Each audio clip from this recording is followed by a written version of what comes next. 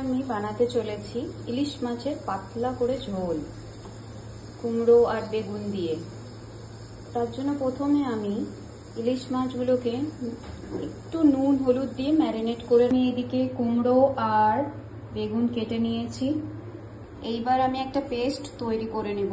তার জন্য 1 চা চামচ দিয়ে দিলাম আমি হলুদ, 1 চা চামচ দিয়ে দিলাম আমি ধনে গুঁড়ো, 1 চা চামচ দিয়ে দিলাম আমি জিরে গুঁড়ো, আর আমি একটুখানি দিয়ে দিচ্ছি লাল লঙ্কা গুঁড়ো। এইটাতে জল দিয়ে এই পেস্টটা তৈরি করে রাখছি। এই বেগুনগুলো এবার ভেজে নেব। বেগুনে আমি নুন হলুদ মাখিয়ে রেখেছিলাম। বেগুন ভাজা হয়ে গেছে, এগুলোকে উঠিয়ে রাখছি আমি এখন। তেলটার মধ্যেই কালো জিরে দিয়ে দিয়েছি 1 চা চামচ মতন, আর 2 লঙ্কা, কাঁচা লঙ্কা।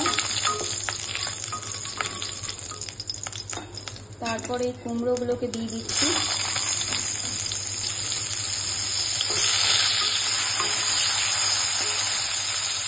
এবার 1 চা চামচ মতন লবণ দিয়ে দিলাম, তাহলে সিদ্ধ হয়ে যাবে। ঢেকে দিই। এবার আমি যে পেস্টটা বানিয়েছিলাম সেই পেস্টটা আমি দিয়ে দিচ্ছি এর মধ্যে।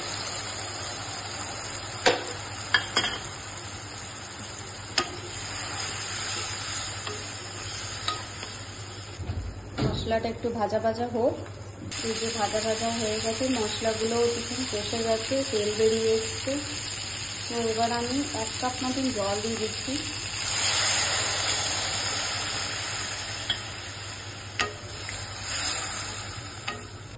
এবার এই ঝোলটা ফুটে আসবে একটু, তারপরে আমি মাছগুলো একে একে দিয়ে দিব। চাইলে ভাজা মাছটা ভেজে করেও দিতে পারেন আপনারা, কিন্তু কাঁচা মাছটা দিলে আরো বেশি স্বাদ আসে। এইবার এটাকে 5 মিনিট মতন ঢেকে রাখবো, বাস তারপরে রেডি হয়ে যাবে।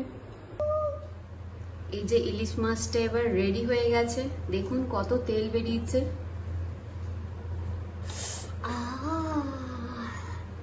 উফ, গন্ধই আর পারছে না।